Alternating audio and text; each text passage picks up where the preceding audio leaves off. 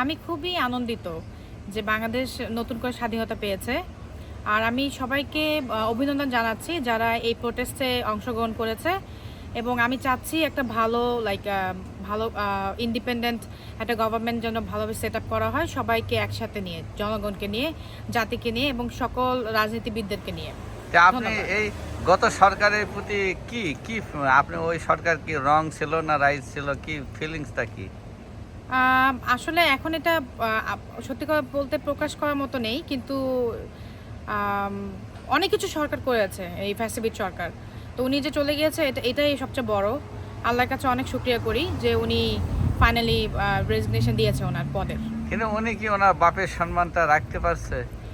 সত্যি কথা বললে উনি যত পাস্ট ওনার যে হিস্ট্রি এবং যে অ্যাকশনসগুলো, সে সত্যি কথা বললে খুবই দুঃখজনক যে সে আসলেই রাখতে পারেনি তার বাবার অনারটা।